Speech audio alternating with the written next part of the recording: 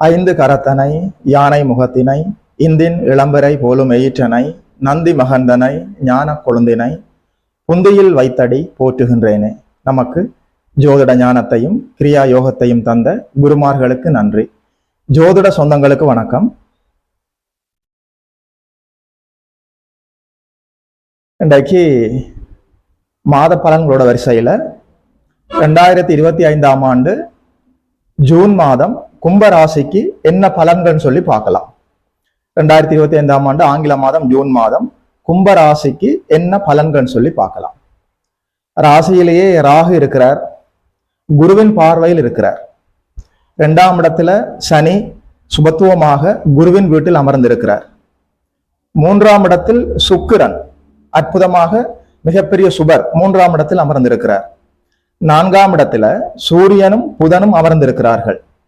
5ஆம் இடத்துல குரு, 6இல் நீச்சமடைந்து செவ்வாய் அமர்ந்திருக்கிறார். 7இல் கேது. ஜூன் மாதம் 6ஆம் தேதிக்கு பிறகு செவ்வாயும் புதனும் இடப்பெயர்ச்சி ஆகிறார்கள். செவ்வாய் 7ஆம் இடத்திலும் புதன் தன்னுடைய வீட்டிலும் குருவோடும் சேர்ந்து அமர்கிறார்கள். ஜூன் மாதம் நடுப்பகுதியில 15ஆம் தேதி அளவுல நடுப்பகுதியில சூரியன் 4ஆம் இடத்திலிருந்து பெயர்ச்சியாகி குருவோடு சேர்ந்து அமர்ந்து சிவராஜ யோகத்தை ஏற்படுத்துகிறார். கும்பராசிக்காரர்களுக்கு எப்படி இருக்க போகுதுன்னு சொல்லி பார்க்கலாம். கும்பராசிக்காரர்களுக்கு ஜென்மச்சனி விலகிவிட்டது. கருண கொடூரமான தாக்குதலை நிகழ்த்தி கொண்டிருந்த, ஈவிரக்கமற்ற தாக்குதலை செய்து கொண்டிருந்த ஜென்மச்சனி ராசியிலிருந்து விலகிவிட்டது. இதுவே ஒரு அற்புதமான செய்தி. அது மட்டும் இல்ல, ராசியிலேயே ராகு இருந்தாலும், ராகு அமர்ந்திருந்தாலும் குருவின் பார்வையில் ராகு இருக்கிறார். ராசியை குரு பார்க்கிற போது குலதெய்வ ஆசீர்வாதம், இஷ்ட தெய்வ ஆசீர்வாதம், இறைவனுடைய கருணை, அதாவது தெய்வீக பலம் கூடுகிற காலம், கைகூடுகிற காலம். இவ்வளவு காலமும் நீங்கள் குலதெய்வத்தை வணங்கி இருந்து உங்களுக்கு ஏதாவது சிறப்பான வரங்கள் கிடைக்கவில்லை என்றால் இப்போது சென்று வணங்குங்கள். குலதெய்வம் நல்லபடியாக உங்களுக்கு அருள் வழங்கும். அதாவது ராசியை குரு பார்க்கிற போது குலதெய்வத்தின் ஆசீர்வாதம் கைமேல பலன் தரும். குலதெய்வத்தை இப்போது சென்று வணங்க வேண்டும் கும்பராசிக்காரர்கள். அது மட்டும் இல்ல, ராசியை குரு பார்க்கறதுனால கௌரவம், பெயர், புகழ், அந்தஸ்து, மரியாதை எல்லாமே அதிகரிக்கும். ஜென்மச்சனியில நீங்கள் என்னென்ன விஷயங்கள் எல்லாம் இழந்தீர்களோ அவை அனைத்தும் ஜூன் மாதத்திலிருந்து கும்பராசிக்காரர்களுக்கு படிப்படியாக வந்து சேரும். அதாவது நீங்கள் ஜென்மச்சனியில இழந்த உயிர் காரகத்துவங்கள் மறுபடியும் வராது. ஆனால் உங்களுடைய பெயர், புகழ், அந்தஸ்து, மரியாதை, இழந்த பணம் எல்லாமே படிப்படியாக எல்லாமே வந்து சேரும். ஜென்மச்சனி விலகிவிட்டது. அது மட்டும் இல்ல, ராசியிலேயே இருக்கிற இந்த ராகு, அதாவது ராகுவுக்கு சொந்த வீடு இல்லை. தான் அமர்ந்த வீட்டின் அதிபதியை போலவும் தன்னை பார்த்த கிரகங்களைப் போலவும் செயல்படக்கூடியவர் ராகு. ராசிநாதன் குருவின் பார்வையில் இருந்தால் எவ்வளவு அதி அற்புதமான பலன்களை தருவாரோ அதுபோல பிரம்மாண்டமாக ராசியிலேயே குருவின் பார்வையில் இருக்கிற இந்த ராகு எல்லா நன்மைகளையும் கும்பராசிக்காரர்களுக்கு தருவார். அது மட்டும் இல்ல, 2ஆம் இடத்துல உங்களுடைய ராசிநாதன் 2ஆம் இடத்துல குருவின் வீட்டுல சுபத்துவமாக அமர்ந்திருக்கிறார். ஜென்மச்சனி தன்னுடைய கொடூர தாக்குதலை நிறுத்தி விட்டது, தன்னுடைய தீய கரங்களை எடுத்து விட்டது. அதாவது 2ஆம் இடத்துல ஜென்மச்சனி விலகி 2ஆம் இடத்துல சனி போய் அமர்ந்திருக்கிறார் குருவின் வீட்டில் சுபத்துவமாக. அப்படி ஒன்றும் தீய பலன்களை அவர் செய்வதாக இல்லை. பாதச்சனி போய்கொண்டிருக்குது. அதனால சற்று எதிலும் விழிப்புணர்வோடு நீங்கள் இருக்க வேண்டும். 3ஆம் இடத்துல சுக்கிரன் அற்புதமான பலனாச்சே. 3ஆம் இடம் இருக்கிறதுலேயே மிகவும் சிறப்பான இடம். அதுவும் எனக்கு மிகவும் பிடித்த இடம் 3ஆம் இடம். 3ஆம் இடத்துல சுக்கிரன் மாபெரும் சுபர் அமர்ந்து 9ஆம் வீட்டை பார்க்கிறார். அது மட்டும் இல்ல, 9ஆம் வீட்டை குருநாதருமே பார்க்கிறார். அதாவது 1, 5, 9, 3 இது போன்ற அற்புதமான ஸ்தானங்கள் எல்லாமே வலுவடைகிற போது இயல்பாகவே உங்களை சுற்றி எல்லா நன்மைகளும் நடக்க ஆரம்பிக்கும்.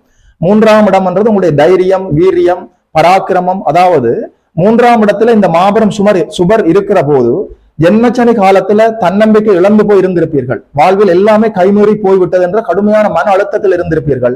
இப்போது ஜென்மச்சனி விலகிவிட்டது. ராசியை குரு பார்க்கிறார். 3ஆம் இடத்துல சுக்கிரன் அமர்ந்திருக்கிறார். 2 மாபெரும் சுபர்கள் சேர்ந்து 9ஆம் இடத்தை பார்க்கிறார்கள்.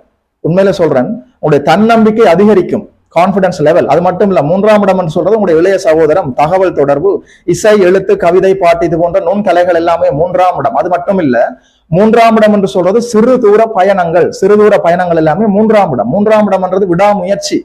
அதாவது உங்களுடைய எல்லா நல்ல முயற்சிகளும் இனி வெற்றி தரப்போகிறது, பலன் தரப்போகிறது. அற்புதமா இருக்குது. கோச்சாரம் எல்லாமே அட்டகாசமா இருக்குதே கும்பராசிக்காரர்களுக்கு. 4ஆம் இடத்துல இருக்கிற சூரியனும் புதனும், சூரியன் மாசத்தின் நடுப்பகுதி ஜூன் மாதம் 15ஆம் தேதி அளவில் குருவோடு சென்று அமர்ந்து விடுவார். புதன் முதல் வாரத்திலேயே 6ஆம் தேதிக்கு பிறகு குருவோடு சென்று அமர்ந்து விடுவார்கள். 5ஆம் இடமும் 5ஆம் அதிபதியும் வலுவடைகிறது. அது மட்டுமில்ல, சுபத்துவமாக வலுக்கிறது. திடீர், அதாவது 5ஆம் இடம் என்றது அதிர்ஷ்டம், பூர்வ புண்ணியம், அதாவது புத்திர பாக்கியத்தை குறிக்கக்கூடிய இடம் 5ஆம் இடம், உயர் கல்வியை குறிக்கக்கூடிய இடம் 5ஆம் இடம். உண்மையில சொல்றேன், கும்பராசிக்காரர்களுக்கு ஜூன் மாதத்திலிருந்து எல்லா நற்பலன்களும் ஆரம்பம். நல்ல அதிர்ஷ்ட வாய்ப்புகள் வரும். அவற்றை நீங்கள் சரியாக பயன்படுத்தியும் கொள்வீர்கள். குழந்தைகள் கிடைப்பதற்கான வாய்ப்பு இருக்கிறது. இந்த ஜூன் மாதத்துல கும்பராசிக்காரர்களுக்கு குழந்தை கிடைத்தால் அந்த குழந்தை உங்கள் வாழ்க்கைக்கு, உங்களுடைய பரம்பரைக்கு மிகப்பெரிய வரமாக இருக்கும். அற்புதமான யோக குழந்தையாக இருக்கும். பெரும்பாலும் ஆண் குழந்தை பிறப்பதற்கான எல்லா வாய்ப்புகளும் இருக்கிறது. அது மட்டும் இல்ல, படித்துக் கொண்டிருக்கக்கூடிய, கல்வி பயின்று கொண்டிருக்கக்கூடிய கும்பராசிக்கார மாணவர்களுக்கு இது பொற்காலம். அதாவது ஜென்மச்சனி காலத்துல என்ன படிக்கலாம், என்ன கோர்ஸை தேர்வு செய்யலாம் என்று கடுமையான கன்ஃபியூஸ்ல இருந்திருப்பீங்க. இப்ப ராசிய குரு பார்க்கிறார், 5ஆம் இடம் புனிதம் அடைந்து விட்டது. இதுதான் படிப்பது என்று உறுதியாக தெளிவாக படித்து பரீட்சைகளில் சித்தி பெறுவீர்கள். போட்டித் தேர்வுகள் எழுதி அதுல நீங்கள் வெற்றி பெறுவதற்கான எல்லா வாய்ப்புகளும் இருக்கிறது. அற்புதமான காலம். அதாவது 5ஆம் இடத்துல குரு அமர்ந்து ராசியை பார்க்கிற இந்த பொற்காலத்தை சரியாக நீங்கள் பயன்படுத்தி கொள்ள வேண்டும். இந்த இடத்துல ஒரு சின்ன ட்விஸ்ட் ஒன்று தான் இருக்குது. அதாவது 6ஆம் இடத்துல இருக்கிற செவ்வாய் 7ஆம் இடத்தில் வந்து அமரப் போகிறார். 7இல் செவ்வாய், 2இல் சனி. இது போன்ற சூழ்நிலைகள்ல நீங்கள் திருமணம் என்று வருகிற போது, அதாவது கும்பம் என்றது காற்று ராசி, அதனால டப்பு டிப்புன்னு கல்யாணத்தை முடிச்சிடக்கூடாது அவசரமா. அதாவது உங்களுக்கு வரன் பார்க்கிற போது நல்லபடியாக 1க்கு 2 தடவை வரன் பொருத்தம் பார்த்து, கல்யாண பொருத்தம் பார்த்து, நல்லபடியாக ஃபேமிலி பேக்ரவுண்ட் எல்லாம் பார்த்து எல்லாமே சரியாக இருக்கும் பட்சத்தில் உங்களுடைய பிறந்த ஜாதகத்துல நல்ல யோக தசாபுத்திகளும் நடக்கிற சூழ்நிலையில நல்லபடியாக திருமணம் செய்யலாம்.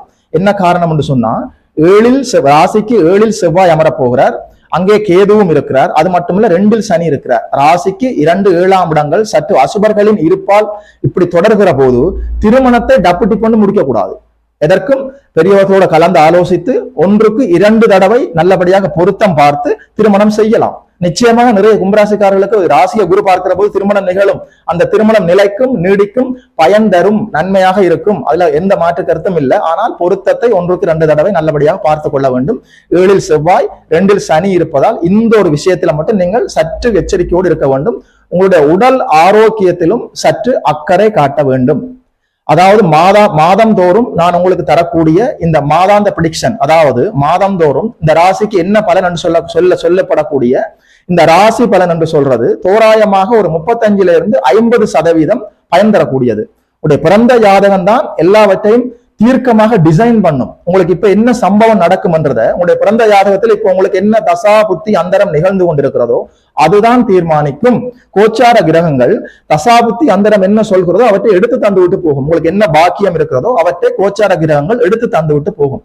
உடைய பிறந்த ஜாதகத்துல லக்னம் எப்படி இருக்கிறது, உங்களுக்கு கொடுப்பினை இருக்கிறதா, லக்னாதிபதி எப்படி இருக்கிறார், 1, 5, 9 போன்ற திரிகோணாதிபதிகளும் திரிகோண பாவங்களும் எப்படி இருக்கிறதுன்னு பார்க்க வேண்டும். அவை நன்றாக இருந்தால் நிச்சயமாக கும்பராசிக்காரர்களுக்கு ஜூன் மாதம் என்றது பொற்காலம் ஆரம்பம்.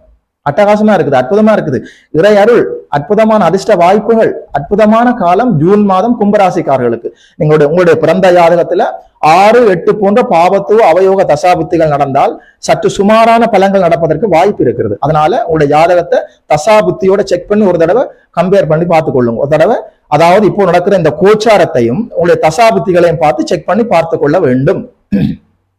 கும்பராசிக்காரர்களுக்கு ஜென்மச்சனி விலகிவிட்டது, ராசியை குரு பார்த்து விட்டது, திரிகோணங்கள் எல்லாமே வளர்த்து விட்டது, லாபஸ்தானம் வளர்த்து விட்டது, 3ஆம் இடத்தில் மாபெரும் சுபர் அமர்ந்திருக்கிறார். எல்லா நல்ல முயற்சிகளையும் ஆரம்பிக்கலாம், தயக்கம் தேவையில்லை.